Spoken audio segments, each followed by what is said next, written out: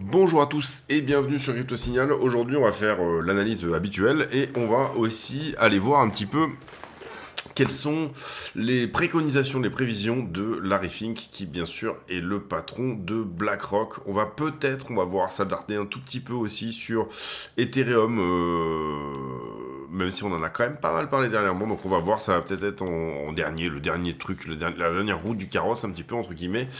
Et voilà, ça sera ça pour cette vidéo. Allez, intro.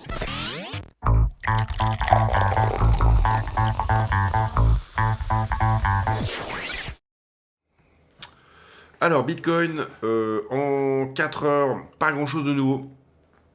Donc on est monté ici en biseau. On n'a pas encore pris le bas de la vague 2 pour le moment. Ça serait plutôt l'endroit vers lequel j'aurais tendance à dire qu'on se dirige, hein, c'est-à-dire sous ce low là à minima, peut-être celui-ci. Maintenant, il y a une petite structure de retournement là qui est en train de se faire, donc du coup, pourquoi pas. Parfois on s'attend à toucher un endroit et en fait finalement la structure se fait un petit peu avant. Vous voyez ce petit W ici sur une TF de 15 minutes qui vient juste de prendre forme. On pourra le valider que dans une quinzaine de minutes. Vous voyez que je vous avais mis ici la résistance 15 minutes. Ici on vient de décaler au-dessus, hein, de faire la déviation. Si jamais on revient à clôturer en dessous, ça veut dire que c'était juste une petite déviation. Et vous voyez que le fond de la structure, même y compris en 15 minutes, reste baissier. Donc attention à ça. On a un petit changement de caractère ici, certes.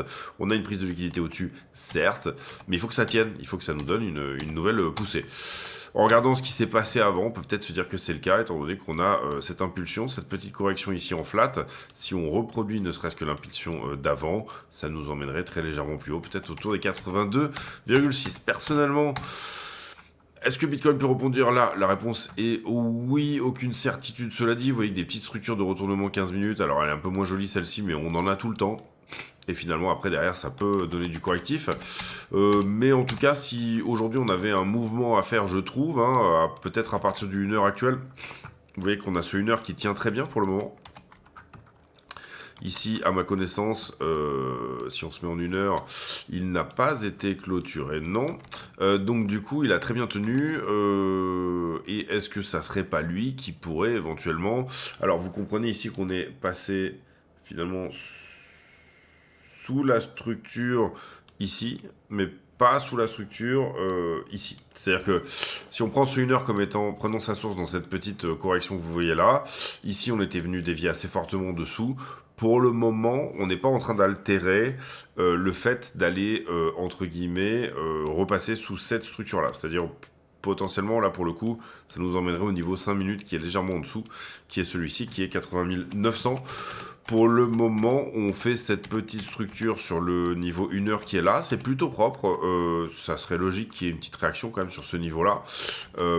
Qui pour le moment, je dirais, a déjà un petit peu eu lieu là, mais reste relativement décevante. Donc voilà, si jamais on pousse ici, personnellement, je vise 85 419 et peut-être le long de la traîne, c'est-à-dire d'ici vendredi, d'accord, quelque chose comme ceci. Le long de la traîne qui est la traîne de distribution, hein, celle qui nous a rejeté dernièrement. Vous voyez que dès qu'on perd l'accumulation qui est là et on rejette sur la distribution qui est ici, mais il y a une accélération hein, puisqu'on vient bien sûr chercher une partie des longues qui sont sur toute cette structure. Ça commence à défendre ici, on va voir si ça tient. Personnellement, je demande à voir, encore une fois. On est dans cette position, on a gardé un reliquat de position qui est sur dans ce scénario-là. Pour l'instant, je rajoute pas, hein, d'accord. Je n'augmente pas cette position-là.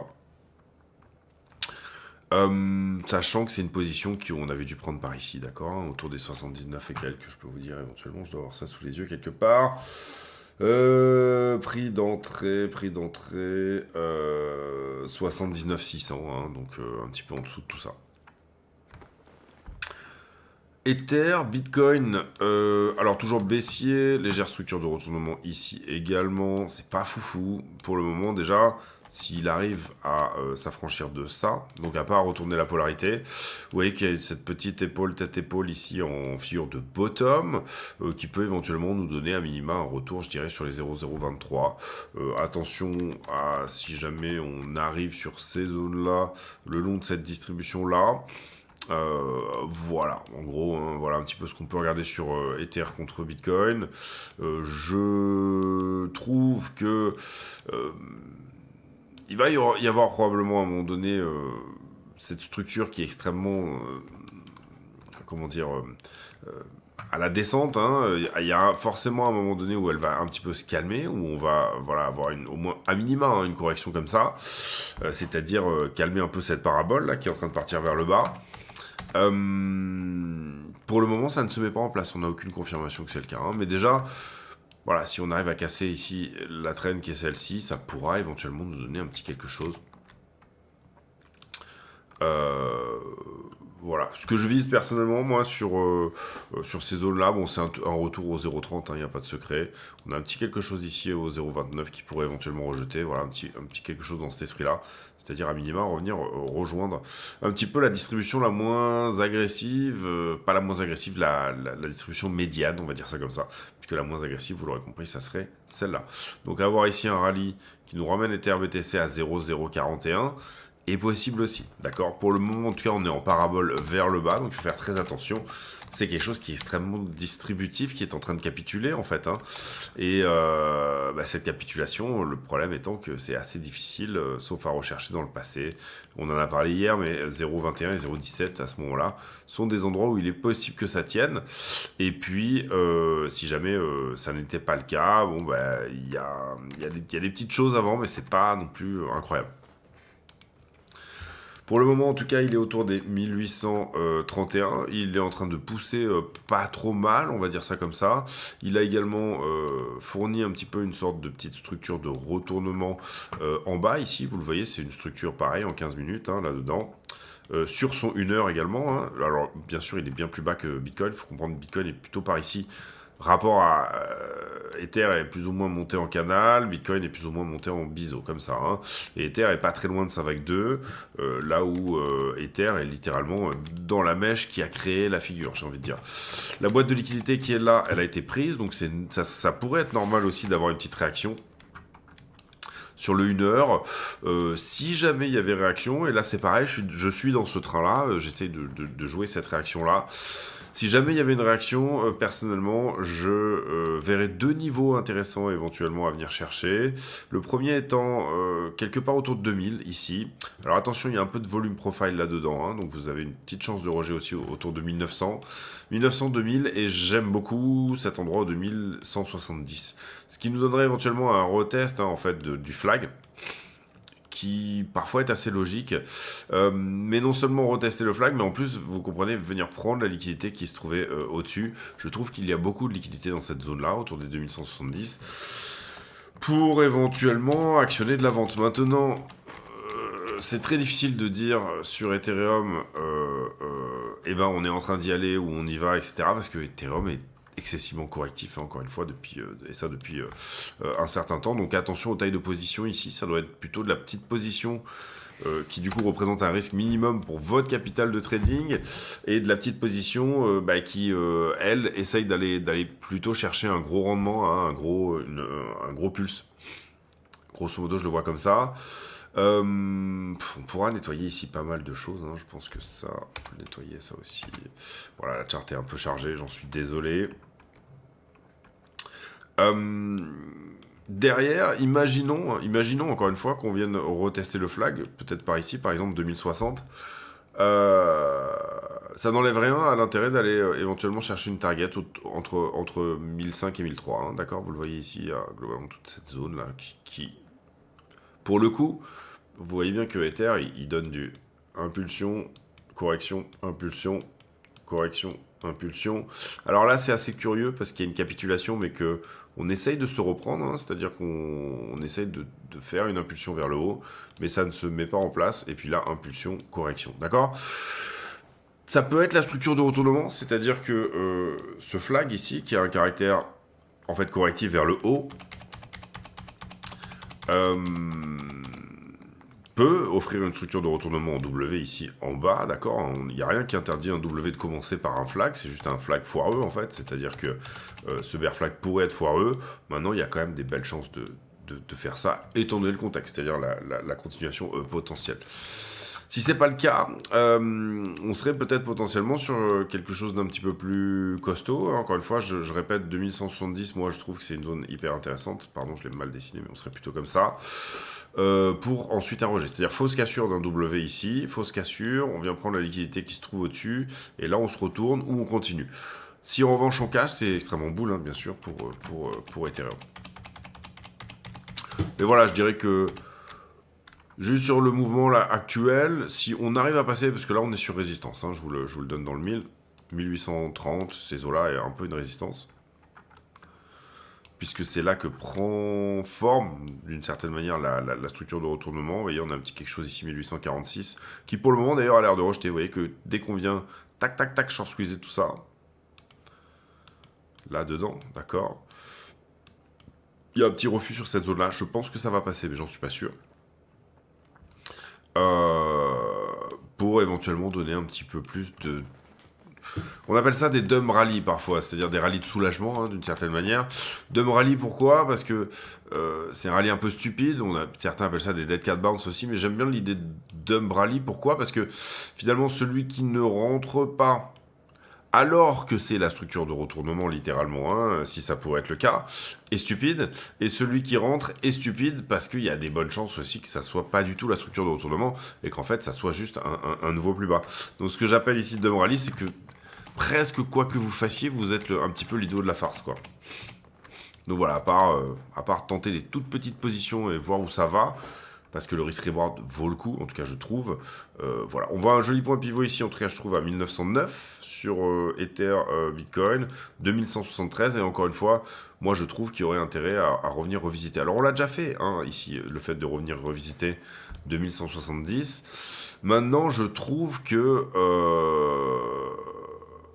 ça se fait au départ de pas grand chose, c'est-à-dire, vous voyez ici on est quand même sur une zone un petit peu support. Je trouve que ce retest il est dans une toute petite UT, alors que d'une certaine manière, comment dire, ça rend pas justice, voilà c'est ça, ça rend pas justice au support des 2170. Le petit truc qu'on fait là ici, et possiblement d'ailleurs, oui c'est celui-là. Oui, c'est celui-là. Non, non, là, on ne fait pas. Pardon. 2530. Voilà, là, autant pour moi, ici. Ne rend pas justice, vous voyez qu'on le voit même pas, hein, ne rend pas justice à ce support ici. Je crois, en tout cas. Alors, est-ce que c'est au départ de ça? Je ne sais pas. C'est-à-dire, est-ce que vraiment on utilise cette vallée pour essayer d'aller retester la zone pivot, encore une fois, de 2170? Et là, soit on passe, soit on rejette, hein, c'est pas la question. Pour le moment, vous comprenez que dans son UT, on essaye d'essayer de trouver l'entrée un peu idéale pour aller effectivement poser la question à un très vieux support de cette inversion de polarité. Et je trouve que oui, 2170 a été retesté par le passé, mais on voit même pas la mèche, vous voyez, ça se fait en quelques minutes, alors que finalement, faire ce flag-là, faire un rallye haussier qui vient retester la trend, alors peut-être par ici par exemple, pourquoi pas, si c'est là c'est encore mieux, mais bon voilà, aurait du sens quoi, ça ne serait pas insultant envers la figure. Alors oui, on fait une sorte de figure de retournement ici, mais finalement après coup, ça pourrait paraître logique dans son unité d'avoir finalement une structure baissière comme ceci, d'accord. À voir, encore une fois, en tout cas je trouve que pareil le risk reward est assez intéressant dans cette config là, hein, celle où on ne cherche pas un retournement littéral, on laissera bien sûr un petit runner y aller, hein, si on doit y aller, mais où la majeure partie du trade se produit comme suit, avec un petit TP partiel, je dirais légèrement au-dessus de 2000. Voilà, on peut très bien, par contre, en revanche, également continuer. On voit aussi que, d'une certaine manière, comment dire, la structure n'est pas encore retournée. Je reste littéralement dans une config baissière, y compris sur le 1 heure, hein, entre guillemets. Voilà, pour le moment, on n'a rien de retourné, donc on a des bonnes possibilités également de venir faire un plus bas. Et aussi, une des grandes questions qu'on peut se poser, c'est pour ceux qui trade, par exemple, ICT ou ce genre de choses, vous voyez qu'ici, il y a une belle imbalance. Et grosso modo, donc la manière dont on est monté ici vous fait une mèche, hein, en fait. Cette mèche est une imbalance. Alors elle avait très bien fonctionné pour aller chercher l'autre imbalance qui est ici en face. C'est-à-dire que du moment où on était passé sous la structure, boum, on revient chercher le reste. Moi je vois bien l'idée d'aller chercher dans cette imbalance là, donc la mèche, une imbalance dans une autre mèche que je qualifierais pour ma part de quelque part entre ce niveau-là, donc cette imbalance-là, et le haut ici. D'accord, là, il y a un très gros accouchement de prix. On pourrait éventuellement la jouer même un petit peu plus haut, c'est-à-dire zone des 2003 à 2005. 2005 sera un support, une résistance qui sera probablement difficile à prendre si on y va. Maintenant, moi, je préfère assurer le coup quand même en me disant 2170, je vous ai montré le support que c'était avant et à quel point ça peut devenir, en inversion de polarité, une résistance dorénavant. Le total 3.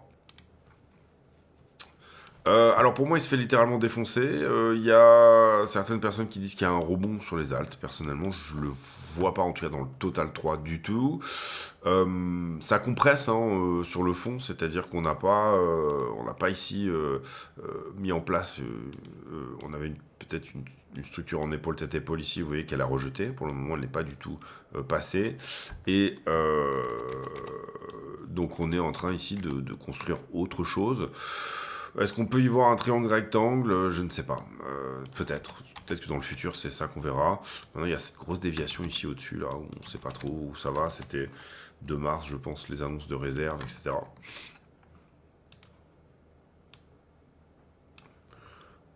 Pourquoi pas aligner ça, déjà, au moins, pour voir s'il y a une vraie perte de momentum à un moment. Voilà.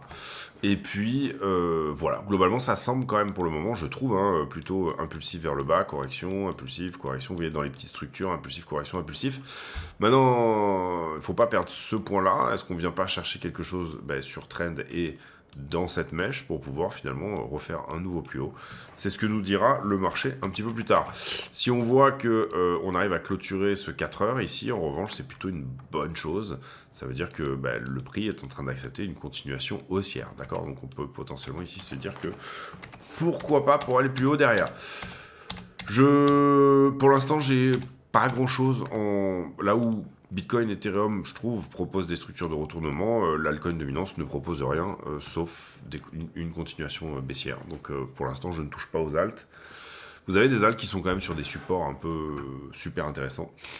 À vous de voir si vous trouvez que le fondamental vous emmène éventuellement à penser que ces zones-là vont être prises. Est-ce qu'on fait la Bitcoin dominance? Non, on va pas la faire. Est-ce qu'on fait l'étude de l'inflation habituelle? Ça risque d'être une vidéo un petit peu longue. On la fera demain pour 1er avril. L'étude de l'inflation, c'est un petit peu où pourrait nous emmener le CPI la semaine prochaine. Aujourd'hui, il y a des choses quand même assez intéressantes qui sont sorties, à savoir, si j'arrive à le retrouver, puisque je pense que c'est ça, oui, c'est ça. Le rapport de Larry Fink, la lettre aux investisseurs, en fait, un petit peu, de BlackRock et de Larry Fink. Et il y a des choses relativement intéressantes dedans. Il a titré ça la démocratisation de l'investissement. Et d'une certaine manière, vous allez voir que ça touche beaucoup à la crypto. Vous allez voir aussi que d'une certaine manière, c'est il va essayer d'onboarder tous ceux qui ont été un petit peu mis sur le côté. En gros, pour faire assez rapidement, sur cette lettre aux investisseurs qui représente un peu la prochaine vision du futur pour Larry Fink, il nous dit qu'il va falloir libérer les marchés privés. Les marchés privés, c'est globalement les equity, mais qui ne sont pas du tout sur les marchés publics, c'est-à-dire la bourse, mais qui sont même pas dans les penny stocks, dans les equity, dans quoi que ce soit, qui sont vraiment des marchés privés. Et pour ça, il nous dit que il y a la possibilité de mettre, de connecter en fait finalement certains investisseurs avec ce fameux marché privé-là. Et pour lui, d'une certaine manière, le meilleur portefeuille un jour correspondra à avoir 30% en obligations, 30% en marché privé. Donc c'est petites boîtes qui cherchent du financement, qui globalement vont en ce moment le trouver en fait sur des petits... pour les startups par exemple, on appelle ça le round 1, round 2. En gros, voilà, l'idée ici, c'est qu'il y a énormément d'entreprises qui font plusieurs centaines de millions, hein, même. On ne parle pas nécessairement de petites entreprises, mais qui sont ici à la recherche de financement.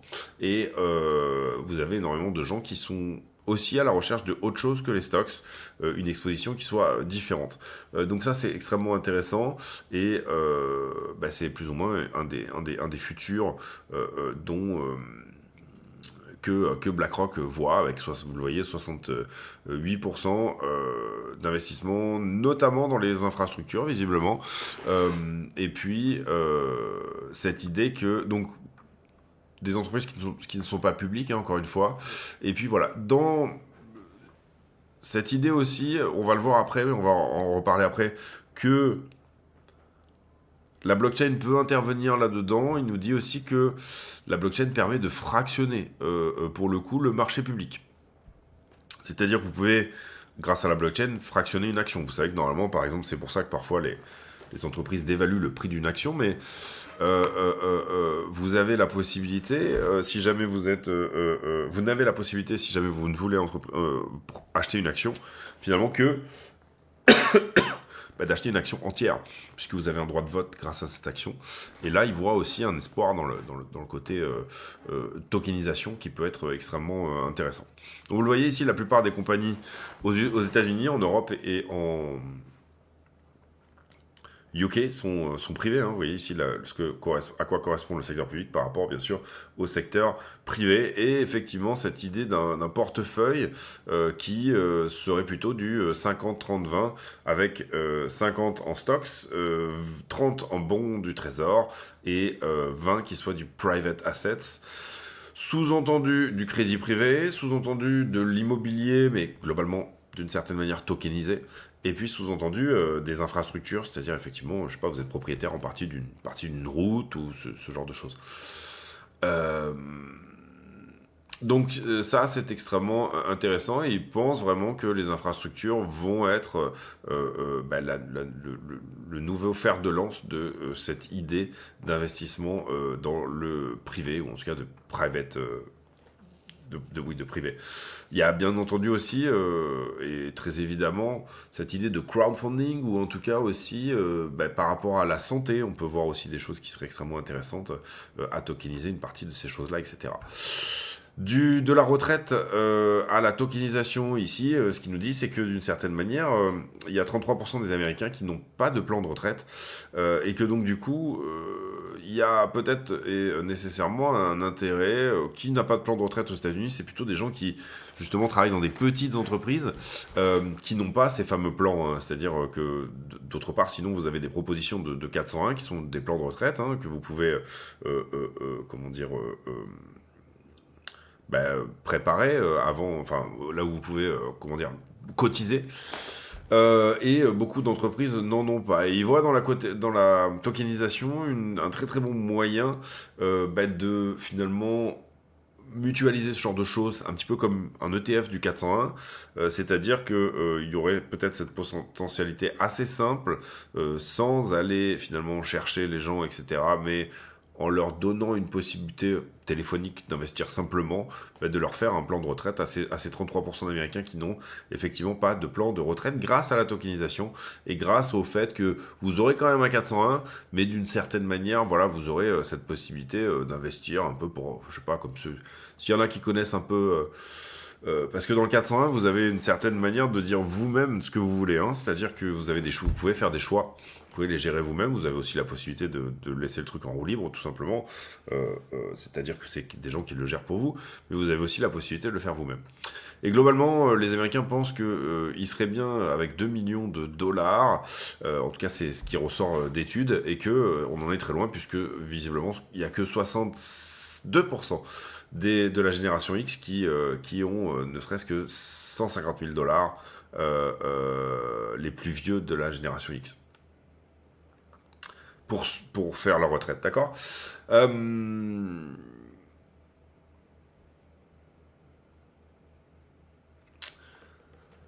Voilà, d'une certaine manière, énormément cette idée aussi, on va y arriver derrière, puisque c'est usage de l'énergie, voilà. Est-ce qu'on devrait être bullish à propos de l'Europe? Grosso modo, il dit que la population est en train en Europe de vieillir, que c'est un problème, mais que la seule chose qui peut éventuellement sauver tout ça, c'est la productivité qui est proposée par l'intelligence artificielle, qui dans un secteur qui est quand même énormément basé sur les services, peut amener la productivité qui manque, enfin en tout cas qui est perdue en raison de la démographie. Donc là, c'est un petit peu c'est un no-go pour l'Europe, mais c'est aussi un truc qui dit, bah, regardez, avec l'AI, avec l'intelligence artificielle, il est possible éventuellement que l'Europe trouve euh, une croissance positive, d'accord. Et bien sûr, est-ce que Bitcoin peut enlever et faire perdre aux États-Unis son statut de réserve de valeur. Et là, il nous dit qu'il y a eu quand même il y a une dette qui est littéralement complètement délirante aux États-Unis. Et que en pourcent du GDP, vous voyez que depuis 89, on a dépassé désormais le 40%, que l'intérêt de la dette, lui également, va bientôt faire que les dépenses juste pour rembourser l'intérêt de la dette sont plus importantes que les dépenses de défense, et elles seront bientôt plus importantes que les dépenses, enfin les dépenses de refinancement seront bientôt, d'ici 2030, on estime, plus importantes que simplement la capacité à rembourser finalement cette dette. Et que donc du coup, pour le coup, il est totalement pro assets digitaux et ça n'est pas un anti. Il pense pas que ça soit un anti digital assets.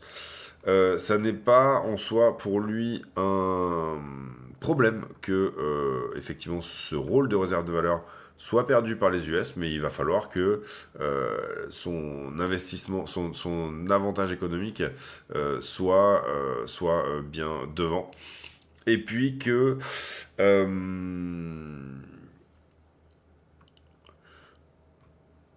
tout ce qui est tokenisation, effectivement, démocratisation, mais aussi Bitcoin comme un moyen de paiement est plus ou moins quelque chose. Donc on a vraiment un Larry Fink qui est tombé dans le trou du lapin, là, et qui est totalement pro tokenisation finalement du monde réel, c'est du RWA, c'est ce que propose Fink, et que tout ça doit être démocratisé pour pouvoir démocratiser l'accès à la tokenisation, donc finalement à l'investissement, démocratiser le vote, donc on a parlé ici d'une fraction d'action qui pouvait éventuellement vous donner une fraction de vote, en fait, puisque c'est ça l'idée, et puis démocratiser le rendement, le yield.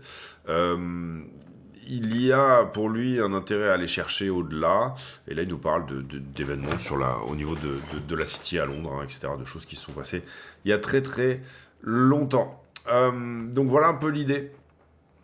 Et puis après, on nous parle des performances de BlackRock, etc., etc. Donc là, pour le coup, moins intéressant. Voilà, en tout cas, ce rapport qui, je trouve, je crois qu'il date d'hier, si je ne me trompe pas. Je dis peut-être une connerie, mais je crois que c'est... Il y a peut-être pas de date. 27, non, il n'y a peut-être pas de date. Il me semble qu'il est sorti hier, ou quelque chose comme ça. Je ne sais pas.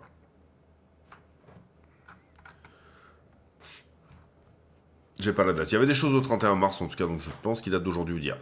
Et on le voit sortir un petit peu dans les titres Twitter. Voilà, Larry Fink qui dit que le Bitcoin sera ceci, cela. Je trouvais ça intéressant de montrer comment le plus gros fonds du monde, finalement, voit les choses pour la suite.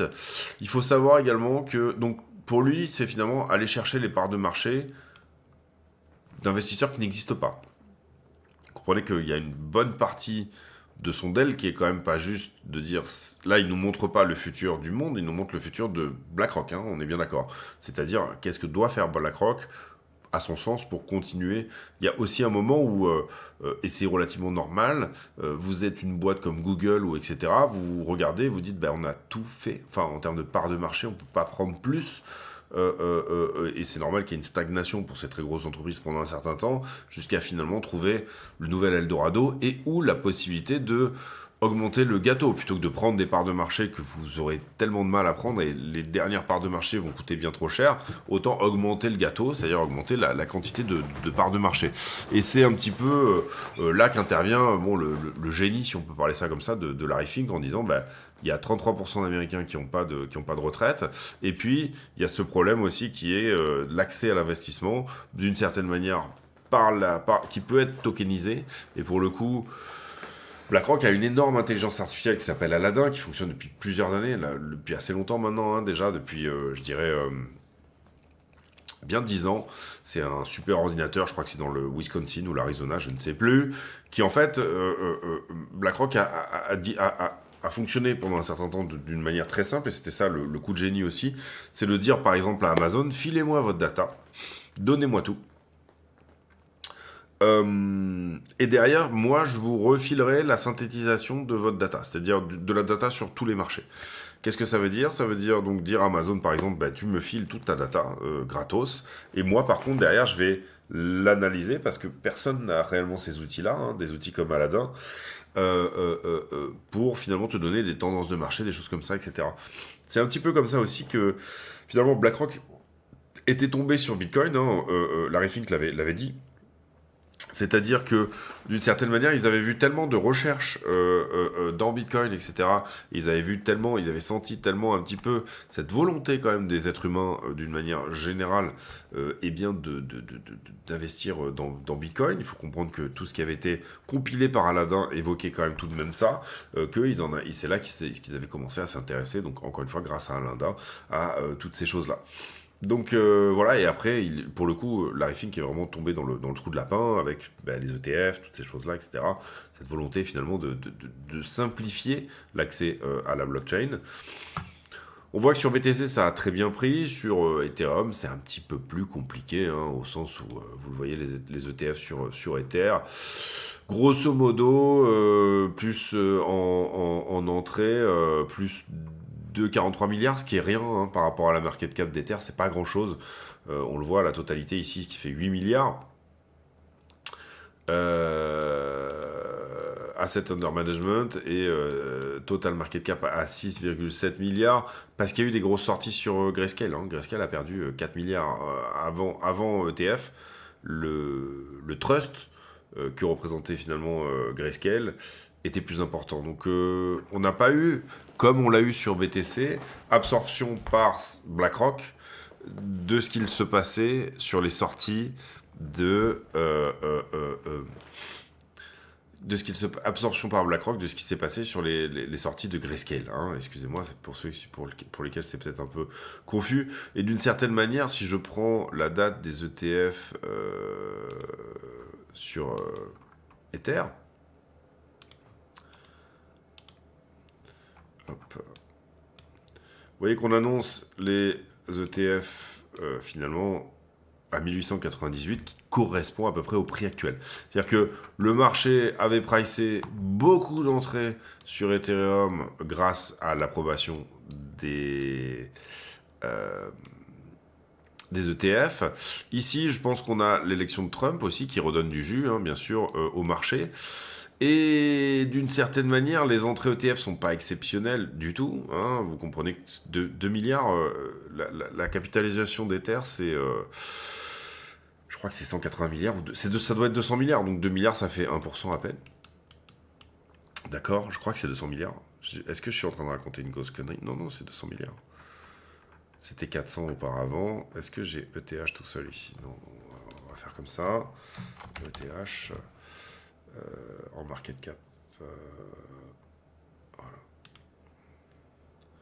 220 milliards, ok, oui, bon, on n'est pas trop mal.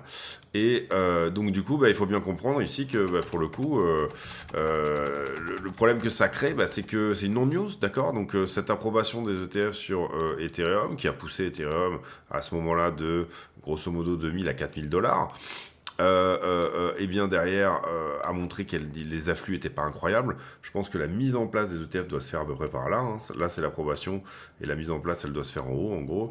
Les afflux sont pas incroyables, contrairement à Bitcoin qui a un peu continué à faire comme ça à ce moment-là, où les afflux étaient incroyables sur Bitcoin. Et puis là, d'un coup, élection de Trump. Et finalement, Trump, bon... derrière, est-ce qu'il y a vraiment collaboration Trump plus Buterin? Est-ce que... Alors, on sait que Eric Trump, on sait que les enfants Trump, on sait que World Liberty, Financial, je sais pas quoi, est relativement intéressé par Ethereum. On sait qu'Ethereum, c'est l'internet de la monnaie, hein, pour l'instant, en tout cas, en termes de smart contract. C'est quand même quelque chose d'intéressant. Mais là, j'ai un petit peu dévié, puisqu'on parlait surtout de BlackRock et des afflux ETF. Donc, en gros, par contre, il faut bien comprendre ici que c'est un retour à l'envoyeur. Que ça soit au niveau de l'élection de Trump, mais que ça soit également au niveau des ETF. Ethereum a complètement vendu la news, tout simplement, parce que pour l'instant, ils n'ont pas décollé. À mon sens... Un truc qui serait intéressant sur... Alors, il y a un truc qui était intéressant avant, dans un monde un peu plus démocrate, entre guillemets, c'était qu'Ethereum devenait propre, d'accord? C'est-à-dire que par le Proof of Work, du coup, The Merge, elle a été faite... Je sais pas pourquoi je l'ai pas ici, The Merge, mais je pense que c'était... août ou septembre, quelque part par là, si je me trompe pas. Hein. Je voudrais pas dire de bêtises non plus, mais... Non, je l'ai pas là non plus. Bon, c'est pas très grave. Je pense que c'est par là. Septembre 2022, hein, si je me trompe pas. Je crois que c'était quelque chose comme ça. Mais bon. Donc The Merge est fait à ce moment-là. Et puis, ça donne un avantage un petit peu d'Ethereum sur BTC. Mais ça, c'est dans un monde un peu démocrate. Il faut comprendre qu'aujourd'hui, bon, c'est plutôt drill, Berbly drill, va chercher du pétrole, hein, que essaye de sauver le monde en mettant des bouchons en plastique attachés aux bouteilles. Donc voilà, on est quand même vachement rentré là-dedans, je trouve. Et puis derrière, pour reparler d'Ethereum, parce que pour le coup, j'ai dit, bon, on n'en parlera pas trop non plus. Mais globalement, pour moi, il est au retest un peu toute cette zone. Cette zone est un peu pivot.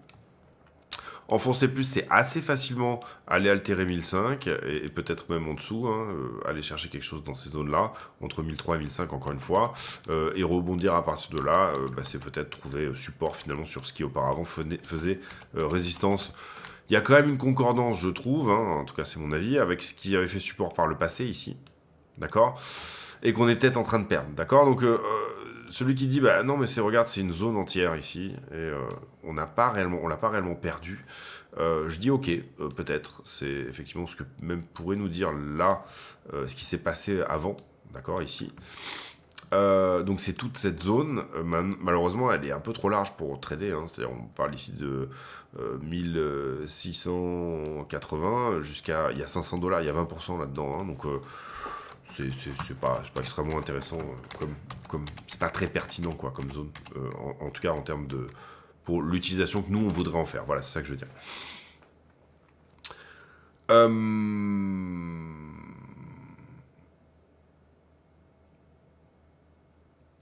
Je voulais dire autre chose, mais ça m'a échappé, c'est pas grave, ça va sûrement me revenir pendant la vidéo. On continue avec les news. Grosso modo, est-ce qu'on a beaucoup de choses depuis hier? Oui, j'ai lâché pas mal de choses. On va essayer de faire le tri, parce que sinon, ça risque d'être un petit peu compliqué. Les chances d'une récession qui sont redescendues à 20% dans les 12 prochains mois en ce qui concerne l'analyse de Goldman Sachs. Et effectivement, ça, j'ai trouvé ça hyper intéressant parce que effectivement, je trouve que c'est hyper intéressant. Très très bon, hein, d'ailleurs, Peter Saint-Onge, qui finalement nous dit est-ce qu'on ne devrait pas sortir ce que dépense le gouvernement de la vraie richesse qui est effectivement créée, puisque d'une certaine manière, vous le voyez que les dépenses fédérales, hein, en fait, elles ont été coupées, elles sont en train d'être coupées, bien sûr, par Musk. Donc ça va donner des signaux de ralentissement de l'économie, ce qui est normal d'une certaine manière. Mais se poser la question de savoir est-ce que ça devrait réellement être comptabilisé, pour celui qui est sur les stocks, par exemple, et qui dit, moi, ce que je veux voir, c'est des bons earnings. Vous comprenez que des bons earnings, effectivement, alors l'État est vecteur de consommation d'une certaine manière, mais en tout cas, les earnings dépendent pas nécessairement énormément de la demande fédérale, entre guillemets. Donc, d'une certaine manière, si le marché doit pricer par une récession qui intervient en partie par la baisse des dépenses publiques, si le marché doit pricer une diminution des earnings, donc une diminution des gains des entreprises qui sont effectivement cotées en bourse, comprenez que ça ne marche pas comme ça. Enfin, en tout cas, c'est une mauvaise analyse.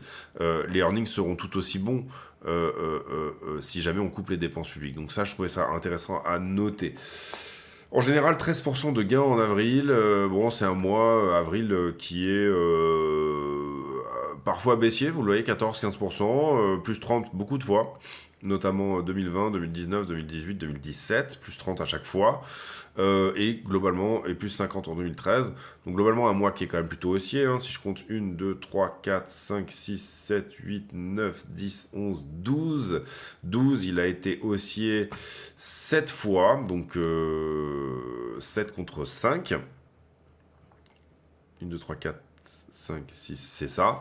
Donc c'est pas non plus ouf hein, en termes de combien il a été haussier, combien il a été baissier. En revanche, c'est un mois qui, quand il est haussier, pousse très fort. D'accord et ça, je pense que ça vaut le coup de le dire. Quand on a eu des grosses corrections en mars, vous voyez ici, moins 24,92, c'était en 2020, on fait plus 34 derrière.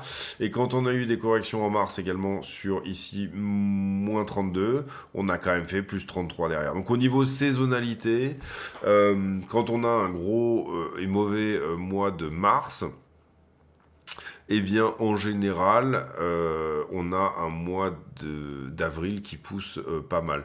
Ici, 2025, moins 0,1 en mars. C'est possible hein, qu'on ait commencé le mois... Attendez, je regarde juste un truc. J'ai un petit doute. En mensuel...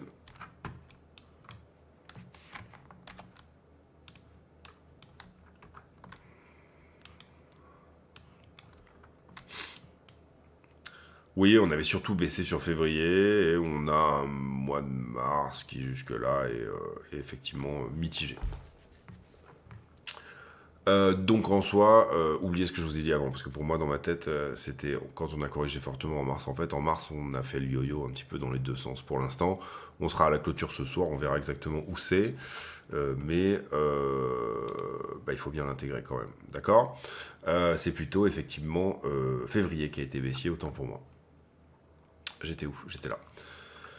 Voilà, intéressant en tout cas. Et quand on a du février qui est grossièrement baissier, bon, il y a un mars qui est flat, globalement, moins 30, moins 17, moins 1. Donc là, c'était plutôt un avril qui était en la latéralisation.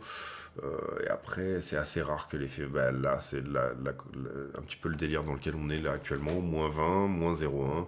Et puis avril, on ne sait pas encore. Je pense que cette charte, elle a été sortie aussi avant finalement la correction dernière. Ici, rapport à l'aviation et le militaire, moi je suis un passionné d'aviation, hein, donc en partie ça fait partie des trucs que j'aime bien regarder. En tout cas, je suis pas passionné d'aviation, je ne dirais pas comme ça, mais ça fait partie des choses sur lesquelles j'aime beaucoup me renseigner. Ici, alors ça c'est intéressant aussi, c'est tout un article qui explique que finalement de plus en plus Bitcoin est tradé à l'ouverture CME fin de week-end. Donc ça c'est intéressant, vous le voyez le volume à l'heure, à 11 heures en fin de week-end, le start of CME du futur, il y a énormément de volume sur ces moments-là.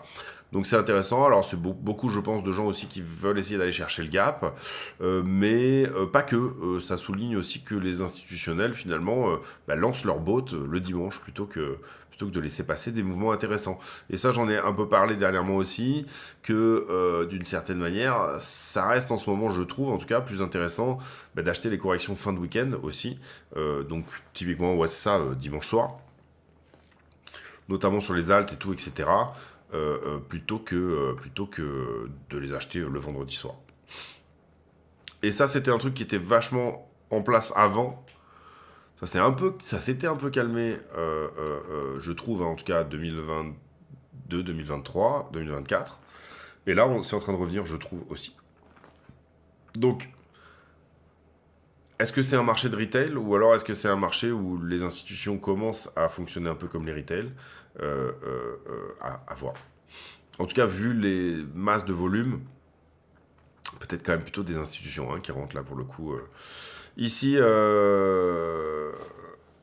Before GTA, j'avais même pas vu. Avant GTA 6. Ici, l'ascenseur pour aller dans l'espace. Super intéressant. Hein, du côté des Chinois. Imaginez, donc ça fonctionne de manière magnétique. Imaginez la possibilité que ça donne, du coup, d'économie en termes de fuel, etc. Et toutes ces choses-là. Finalement, s'affranchir de la pesanteur grâce à un ascenseur. Et oui, bien sûr, Marine Le Pen, qui est condamnée à l'inéligibilité pendant 5 ans, ce qui veut dire que elle ne se présentera pas pour 2027. Euh, Pas vraiment de... En fait, en soi, on peut parler de ce qui se passe par rapport à l'extrême droite dans certaines parties d'Europe qui est blâmée. C'est un peu récupéré d'une certaine manière par d'autres pans de l'extrême droite qui s'est récupéré pour en faire un peu des histoires de dire la démocratie en Europe est en danger. Bon là, elle a triché quoi, ou visiblement en tout cas, je suis pas rentré dans les détails et tout ça, etc. Mais à un moment donné, on va pas dire que la démocratie est en danger quand quelqu'un fait du détournement de fonds. Vous allez avoir certaines personnes qui vont dire que le modem avait fait un petit peu pareil, qu'il y a beaucoup de gens qui ont des casseroles comme ça d'attachés parlementaires, et que pour le coup, eux, ils sont pas sous bracelet, etc., etc. Ça, c'est un autre débat auquel, moi, personnellement, je ne participerai pas dans ce cadre-là. Ici, elle est condamnée pour une juste raison. Je pense qu'il faut tout simplement dire que c'est une juste raison. Et rachat à nouveau de Michael Saylor de 22 000 BTC, si je me trompe. Oui, c'est 22 000 BTC. Écoute, Michael, vas-y. De toute façon, on va dire qu'au bout d'un moment, pour Michael, c'est ça passe ou ça casse, d'une certaine manière. Donc voilà. Je rappelle que tous les bénéfices de la chaîne sont versés à Mécénat Chirurgie Cardiaque, donc n'hésitez pas, si le contenu vous intéresse, et bien tout simplement à vous abonner, activer la cloche de notification, essayez de venir nous donner du soutien sur Twitter, sur le Discord, pourquoi pas, sur les liens d'affiliation qui sont en description de la chaîne, parce que c'est important. On va passer, je pense, rapidement sur le reste des news, parce qu'on a déjà fait une vidéo un petit peu longue. Là, voilà, oui, inflow for the first time en 5 semaines. Bon, moi, je n'ai pas l'impression qu'il y a des gros afflux sur les altcoins en ce moment. XRP qui se déclare de côté et tout. Alors, XRP, c'est pas très beau, hein. Il y a une petite vol tête-épaule, là, vous regarderez. Hein. Je vais pas ici venir là-dessus. Et qui pourrait nous renvoyer sur les 1,20$ si elle est perdue vers le bas. Les enfants Trump qui visiblement rentrent sur Hut 8, qui est un mineur. Il me semblait que c'était canadien, mais en fait je dois faire une erreur, ça doit être américain. Et puis le Deb Selling X-Date. Visiblement une crise du défaut de la dette qui va arriver bientôt. Vous voyez que CNBC titre sur Marine Le Pen. C'est pas tous les jours qu'on a Marine Le Pen en news de CNBC. Target again, high recession risk. Alors c'est marrant, j'ai dit Goldman qui diminue les risques de récession à 20%, et là pour le coup c'est l'inverse, on nous dit que c'est à l'augmentation. Pas extrêmement important, mais il me semblait que c'était tout à l'heure, enfin en tout cas Goldman Sachs has upgraded the chance of from... Ah oui, pardon, excusez-moi, je me suis trompé quand j'ai dit... non, on a augmenté le risque de récession de 35 depuis les 20%. Autant pour moi, j'ai mal lu, y compris quand j'ai reposte même, j'ai mal lu. Donc voilà, important, vous voyez, de temps en temps, de recroiser un petit peu les news pour effectivement se sortir d'une mauvaise lecture au départ. Les liquidations... 280, c'est une journée plutôt péchue. 200 millions en longue, normal, on a perdu des niveaux clés un petit peu, et puis l'action de prix a été plutôt vers le bas. Et vous voyez que c'est intéressant quand ça se produit comme ça. Ether qui liquide plus que Bitcoin. C'est normal, il est plus passé sous sa structure que ne l'a fait Bitcoin, mais en tout cas, voilà, une certaine capitulation aussi sur Ethereum, donc attention à ça. Carnet d'ordre, ça commence à se remplir à l'achat, je trouve, en tout cas entre 80 et 75, mais c'est pas ouf. Et ça commence à se remplir à la vente aussi entre 85 et 89. On parle bien sûr ici du carnet d'ordre au spot. Ici, intéressant également, on a pris les 2 points, on a pris aussi ce 2 pixels, je vais pas l'enlever quand même, parce qu'il y a peut-être un truc à venir chercher, vous le voyez, sous cette structure, à 81 000 et quelques. En revanche, si ça tient, c'est plutôt mignon, c'est-à-dire que ça veut dire que le prix se défend. Attention parce que ici, j'ai un prix qui descend et un funding qui augmente, ça veut dire que je suis bien longué sur la structure, sauf là où de toute façon, on vient de le short squeezer cet endroit-là. Ici, ça va ensemble. Et là, on est shorté. Donc là, on est en train de short squeezer. Et si j'avais quelque chose à rajouter, je le ferai ici. Vous voyez qu'on a déjà celui-ci qu'on va laisser en 2 pixels dorénavant, qui nous raconte un peu la même histoire. Hein. Si on allait mettre un autre niveau en plus, ça serait redondant. Et liquidité, bah, on a effectivement un petit peu de monde qui se rajoute, encore une fois. On a un vieux niveau qui était effectivement là. Delta, shorter, longueur, beaucoup plus de short que de long. Il n'y a pas besoin d'être Einstein, on le voit très bien sur la structure.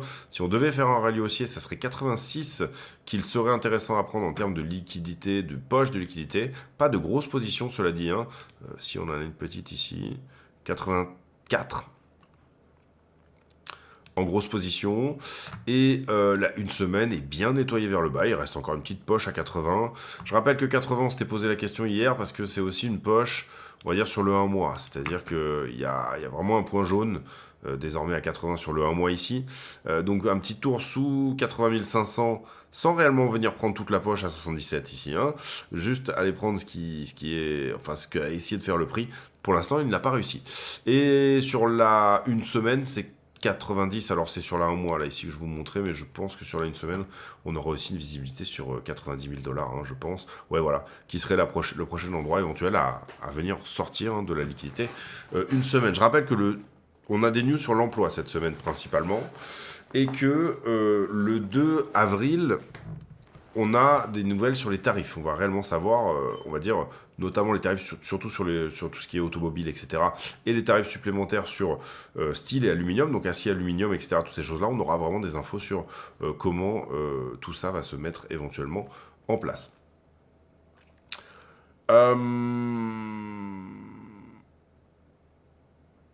Voilà pour la liquidité sur Bitcoin. Est-ce qu'on fait un petit point liquidité sur Ethereum? Oui, pourquoi pas. Ether, c'est pareil, attention parce qu'il est en train de larver dans le coin, donc il construit une petite boule de liquidité juste en dessous de 1750. Si petit rallye haussier, il y a un joli truc à 1871, 1941 et 2091, et là on parle bien sûr de la 1 semaine, donc c'est de la liquidité qui est très fraîche. Cela dit, je regarde Ethereum en funding, oui c'est négatif, mais c'est pas ouf, ça reste une zone un peu neutre, et j'ai pas beaucoup d'open interest qui se rajoutent, vous le voyez. 7 milliards. 10 mars, on a regardé tout à l'heure, ça peut être intéressant peut-être. Où en est l'open interest justement par rapport au niveau de prix qu'on était au moment de l'approbation des ETF. On a parlé de ici, hein, finalement, c'est ça, 31 janvier, ouais, par là. Et l'open interest est largement au-dessus, hein. 7 milliards contre, à l'époque, 4 milliards. Ça, c'est intéressant, parce qu'à l'inverse, et depuis l'élection de Trump, on était à peu près par ici, si je ne me trompe pas, ouais, 5 novembre, on est au même endroit. Donc, en fait, là où Bitcoin est au même endroit en termes d'open interest que Ether, c'est-à-dire au moment de l'élection de Trump. Sur l'élection de Trump, on peut estimer que le sell de news sur Ethereum est littéralement terminé, ou en tout cas, ceux qui étaient rentrés tout pile à la news, il y a peut-être des gens qui étaient rentrés avant, mais ceux qui étaient rentrés tout pile à la news sont sortis d'une certaine manière. En tout cas, on peut le voir comme ça en proportion, d'accord. Et à l'inverse, par contre, sur les ETF, il y a encore 3 milliards sur Ether qui sont encore dedans. Vous voyez ici, alors ne prenez pas peur, hein, en voyant tout ce rouge ici, c'est juste que j'ai jamais effacé sur Ethereum quoi que ce soit par le passé, et je le regarde plus tous les jours dorénavant. Donc du coup, c'est pour ça que ça paraît. Moi, j'ai jamais mis les niveaux bleus à la hausse, c'est ça que je veux dire. Glassnode, là où je trouve que c'est intéressant aussi, on parle toujours d'Ethereum là, c'est que on-chain, en fait, on avait vu une grosse augmentation au 22 novembre des whales, c'est-à-dire des adresses. Vous voyez ici, on est sur les adresses à plus de 10 000 Ethereum, donc on parle de monstres. Hein. Euh, et en fait, ça a énormément vendu sur Ether autour du 26 février, d'accord? Donc là, dans ces zones-là, 24, 26, on pourrait zoomer un petit peu plus pour voir un petit peu mieux. Mais globalement, alors 21. Je trouve pas, 21 février 2025, je trouve pas de news, bon, à part un prix qui est descendu juste après assez fortement, hein, bien sûr, c'est probablement la raison. Hein. Mais vous voyez qu'on revient au nombre au nombre d'adresses de 10 000 Ethereum qui avait augmenté de 10%, hein, finalement, on était plutôt autour des 1000 ici, et là on était autour des 900 en nombre d'adresses, qui revient littéralement à l'envoyeur. C'est-à-dire qu'on avait une trend qui était à la descente sur les 10 000, qui était en train de casser, et là, boum, on revient à l'envoyeur. Donc une certaine capitulation sur Ethereum, mais personnellement, moi, je la vois plutôt quand même venir des whales, des plus de 10 000, d'accord. Au niveau des 10, ça réaccumule un petit peu, plus de 10 Ethereum, vous voyez que c'est plutôt les retail. Donc on avait un truc super encourageant qui était augmentation des whales à l'achat sur Ethereum, qui aujourd'hui, il y a eu capitulation, je dirais, de tout le monde. Et j'ai pas le sentiment, alors les 0,01 Ethereum, oui, sont à l'augmentation, les 0,1 très légère augmentation, les 10 très légère augmentation, les 1000 Ethereum diminution aussi depuis le 22-24 février, et sinon on était dans une belle augmentation avant, avec une très très belle accélération autour de août 2024. Mais globalement, voilà, on a, je dirais, une capitulation à peu près de toutes les cohortes ou latéralisation, d'accord. C'est pour ça que le prix baisse, hein, quand tout le monde capitule un petit peu en même temps. Et là où on pouvait avoir une accumulation des whales du 23 de fin novembre 2024 jusqu'à il n'y a pas très longtemps, c'est-à-dire le 22 février, tout cela a capitulé également. Alors en face de chaque vendeur, à un certain prix, il y a toujours un acheteur. Ici, il faut comprendre que on a du mal à savoir quelle est la cohorte qui achète, d'accord. C'est peut-être plutôt potentiellement de la petite cohorte quand même, hein, d'accord. Donc voilà.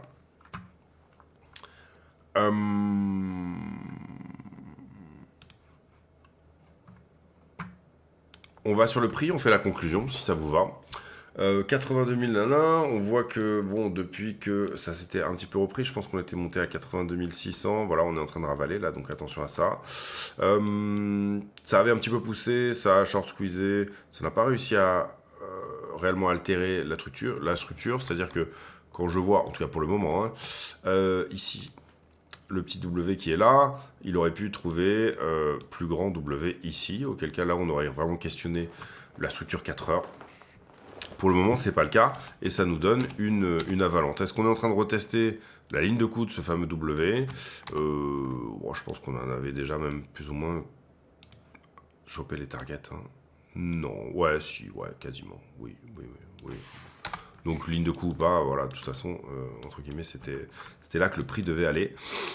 On pourrait ici éventuellement voir une zone de combat. Bon, déjà, bien sûr, vous l'aurez compris, comment dire, on va se mettre en 15 minutes ici. Le 15 minutes qui était ici est cassé. Il est perdu, d'accord. En soi, on peut le remonter même directement là. Ici, d'accord. Ça, il faut le casser, hein, bien sûr. Ici, on comprend aussi que le 1 heure qui est là n'est pas perdu, ok. Donc, ça, c'est propre, c'est-à-dire que ce qu'on veut voir maintenant, bah, c'est casser ce 15 minutes là, dans sa time frame, et ne pas perdre le 1 heure, hein, finalement, et puis là, on aura notre vraie structure de retournement.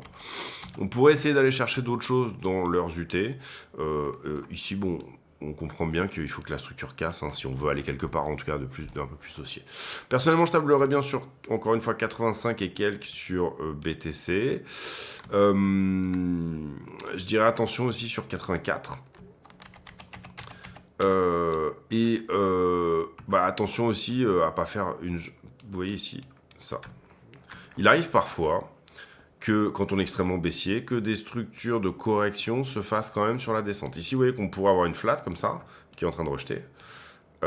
Et au final, ça sera assez évident que c'était quand même une correction, d'accord.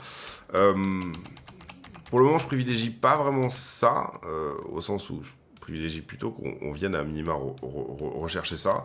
Mais parfois, ça, parce que en général, on a quand même tendance à faire ce genre de structure un peu bearish, d'accord. C'est-à-dire venir chercher timidement ces shorters et accumuler des longueurs jusqu'à ce qu'on perde l'accumulation pour casser, d'accord. Ce qu'on a fait typiquement ici. Typiquement, même chose que là, d'accord. À ce stade-là, si on est excessivement baissier et qu'on a vraiment un truc en liquidation à venir chercher sous la structure, hein, finalement ici, dans ces zones-là, ça arrive parfois qu'on fasse des flats inversés dans le mauvais sens. Quoi. Je ne sais pas si vous voyez ce que je veux dire, mais une flat, c'est ça. D'accord, ici j'ai poussé, j'ai ma correction et je pousse encore, d'accord. Ça c'est une flat. Une flat entre guillemets en flag, bullish, c'est ça, d'accord. C'est-à-dire je suis légèrement axé et à chaque fois je suis venu chercher mes longs, donc j'ai optimisé ici mon bottom. Et il existe parfois des flats un peu larvés, c'est-à-dire ça et ça, d'accord. Là, on aurait la même chose vers le bas. Hein. Du coup, j'aurais peut-être dû vous montrer vers le bas, mais voilà, ça peut arriver. Des fois, c'est comme ça. En tout cas, bien correctif là. Hein, vous voyez, on a poussé, pris de la liquidité, et là, on est en train de se retourner littéralement vers le bas. Donc attention à ça aussi. Et puis attention à finalement préserver le 1 heure. Hein, puisque, grosso modo, alors là, c'est pas ce qu'il y a de plus propre. Si, on va dire. Ok, on va faire simple. Comment je suis descendu? Bon, globalement, hein, on regarde juste le 1 heure ici, hein, mais en élargissement. Ici, je suis peut-être au retest, ça serait une bonne chose que ça tienne. Si jamais ça tenait, au niveau élargissement, on referait ici l'entièreté de la figure au point de cassure, ce qui nous emmènerait un petit peu plus haut, c'est-à-dire plutôt quelque part 84,54 pour le coup. En revanche, si mon élargissement réenfonce, vous voyez que j'ai sorti du coup, en faisant l'explosion ici, j'ai sorti une partie de mes shorters. Le prix s'est retourné très vite, donc j'ai laissé peu de temps aux shorters ici de rentrer. C'est dans le retournement que là, ça peut être intéressant. Et pour le coup, c'est ça qui fait qu'on va peut-être vers une perte du 1 heure et un niveau plus bas. C'est la violence du retournement, d'accord. Il faudra regarder si ça a l'air correctif sur des toutes petites UT. En l'occurrence, vous voyez que ça semble plutôt impulsif, puisque ça se fait très vite et que une petite accélération du momentum, d'accord. Sur le 1 minute, là, ici, on voit quand même que le momentum est en train d'accélérer. Donc voilà, ça serait le genre de truc sur lequel dire, ouais, c'est pas que c'est red flag, mais sur lequel dire, bon, il y a eu prise de liquidité, mais ça s'est pas bien passé derrière, d'accord. Si ça valide pas ici un retest, donc une structure de retournement sur la zone qui est là de toute violence, et vous voyez que en gros, vous l'avez ici sur le 1 minute. Le truc à tenir, c'est quand même un peu quelque chose dans cet esprit-là. Hop, ok. Alors, comment on montre en 1 minute, d'accord. Vous voyez que la temporalité des niveaux, ici, on peut aller la chercher dans pas mal de trucs. Et là, vous voyez qu'on vient de clôturer dessous. Donc attention, je pourrais, parce qu'une minute, c'est très court hein, pour faire un mouvement, je pourrais le décaler en 5 et attendre 5. Qu'est-ce que ça voudrait dire à ce moment-là? Ça voudrait dire, ah, putain, c'est intéressant, parce qu'en fait, je suis allé péter des choses ici, d'accord. Le prix a fait son short squeeze. Derrière, on sent il s'est retourné pour venir vite chercher autre chose. Et en l'occurrence, ce qu'on voudrait voir ici, d'une certaine manière, c'est que le 5 minutes qui est ici, pour le coup, lui tienne. C'est-à-dire que on est la confirmation d'une prise de liquidité, finalement, sous ces deux points-là, qui sont des endroits où on a rentré de la liquidité. Pas d'obligation d'aller sous la structure. Le prix est juste venu faire une prise de liquidité sous ce point-là. Sous-entendu, un retest réussi, hein, en fait, c'est ce que vous voyez là. Les retests réussis assez souvent, ou ce genre de choses, eh ben, on a la volonté de tenir un niveau dans une petite UT. Là, en l'occurrence, il est encore une fois mal labellé, mais on dirait plutôt que c'est un 5 minutes. S'il tient en 5 minutes, tant mieux. S'il ne tient pas en 5 minutes, on va en dessous de la structure, d'accord. Donc voilà un peu l'idée, je trouve, sur ces trucs-là. Là, la prise de liquidité est belle. le mouvement reste quand même assez impulsion, correction flat, impulsion supplémentaire. Ici, on a une grosse... la correction semble très puissante, mais si on tient le niveau 5 minutes, on peut éventuellement donner une impulsion à nouveau supplémentaire, d'accord? On va voir comment ça se caractérise. Est-ce qu'en 12 heures, on a énormément de liquidité? Puisque là, en même temps, je suis avec vous, donc on a le prix qui bouge, c'est plutôt sympa. Du coup, d'aller voir, d'accord? Hop, ici, on va regarder. Alors, il y a peut-être une news aussi, hein, là, en ce moment, puisqu'on voit que ça corrige quand même assez fort. On va aller voir aussi. Je vais mettre en pause une seconde, je fais un point. Donc sur la liquidité, 12 heures, donc une bougie égale une minute, vous voyez qu'on vient de prendre un point jaune. Peut-être volonté d'aller à 80,8. Et on va regarder s'il y a un peu de la news. Alors j'ai pas la news, je suis désolé, j'ai regardé un petit peu. On voit effectivement que le S&P est en train de, même vous voyez en TF 5 minutes, est en train de dégager. Il y a un petit sell-off sur le marché européen dans l'attente des tarifs. Mais voilà, c'est plutôt ici un mouvement d'algorithme, hein, c'est-à-dire quand le S&P plonge, en ce moment c'est pas mal corrélé. Donc du coup, à la fois BTC et Ethereum plongent aussi, ou en tout cas... S'il y a une news, je l'ai pas nécessairement, comment dire, sous les yeux ici. Voilà, la seule chose éventuelle, c'est qu'on voit que ça corrige effectivement du côté des marchés européens, certes. On verra. Si jamais je l'ai, je vous la mettrai en commentaire. Pour l'instant, ça s'est un petit peu repris déjà. Donc peut-être plutôt un mouvement de liquidité. Et vous voyez que dans ce dont on parlait tout à l'heure... Pardon. En TF 5 minutes, en tout cas, le niveau a tenu. Hein. On peut estimer ici que sur les deux touchettes plus ce niveau-là, il a plutôt bien tenu. Retour sur le 1 heure, donc le 5 minutes qui tient. Maintenant, ce qu'il faut, c'est péter le 15 minutes qui est là. Vous voyez qu'on y est aussi. Donc, est-ce que je ne mettrai pas en pause pour voir si on le fait? Bon, je vous laisserai seul juge ici de tout ça. Grosso modo, on peut, je trouve, quand même, essayer de réfléchir à des targets un petit peu plus imposantes. Sous-entendu, bah ici, si c'est au retest, alors par contre, la target, elle peut être plutôt à la cassure ici. 84, 148 ici. On a aussi, c'est un peu le même truc, mais avec une target un petit peu plus basse. Donc là, vous voyez qu'on a regardé la target de l'élargissement potentiel. Si jamais, encore une fois, on s'affranchit du 15 minutes, hein, ça peut être ici un critère d'aide à la décision, puisque c'est quand même un endroit où, par le passé, on a déjà rejeté un petit peu, par le passé, sous-entendu depuis dimanche, pardon. Également, et par ailleurs, vous avez des tas de trucs sous les yeux là, hein, vous avez aussi une petite épaule, tête-épaule, qui est plutôt propre également. Je pense que vous la voyez ici, maintenant que vous avez un œil exercé. Là, pour le coup, la target, elle est un peu plus basse, mais peut-être au-delà de ce que nous avait donné... non, pas nécessairement. Vous voyez qu'on a quasiment touché. Et épaule, tête-épaule, moi, j'ai tendance à les invalider. Alors déjà, elle a bien fonctionné, hein, quand même. Une fois, vous voyez, quand on casse ici la résistance, boum, ça part quand même assez fort. C'est ça qui est bien. Avec les ETE inversés. Derrière, qu'est-ce que je voulais dire? Oui, pour le coup, moi je les invalide quand on enfonce l'épaule droite. C'est-à-dire que assez souvent, je ne vais pas attendre qu'on invalide. Normalement, on invalide à la sortie de la tête. C'est-à-dire que le retest de la ligne de coup ici a le droit d'enfoncer un petit peu. Moi, j'invalide à l'épaule. Après, il y a pas mal de gens qui invalident. En fait, quand on a perdu la figure, je vois pas trop l'intérêt. D'accord? Donc là, en l'occurrence... Voilà. En tout cas, le 5 minutes qui est là, il tient en intraday, hein, encore une fois. Le 15 minutes qui est là, il tient pour le moment. Donc à ce stade, dans la toute petite UT, c'est entre 81,8 et 82,8 que ça se passe en ce moment. Et puis, si on arrive à péter l'un des deux, ça nous donnera, je pense, le directionnel, au moins jusqu'au 2 avril. D'accord? Ici, bien comprendre que... il y a une journée importante qui est le 2 avril en ce moment sur les tarifs qui va probablement engendrer, là en l'occurrence ça serait plutôt un buy de news, c'est-à-dire que là on vend la rumeur et puis si jamais c'est et je pense que ça sera pas le cas, hein.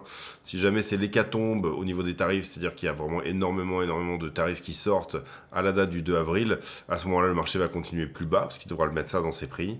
Et en ce moment, moi, je verrais plutôt une petite latéralisation jusqu'au 2 avril. Maintenant, je peux me tromper, c'est-à-dire qu'on peut aller prendre les plus bas, prendre les plus bas, prendre les plus bas et être vendeur jusqu'au 2 avril. C'est tout à fait possible. Voilà, j'ai pour habitude en fin de vidéo de poser une question à la con, c'est-à-dire une question qui n'a rien à voir avec le prix du Bitcoin. En l'occurrence, je vous ai quand même donné ici, moi, mon best guess. On a des choses qui sous-entendent quand même, je trouve, hein, que cette boîte de liquidité pourrait être visitée, donc sous 80.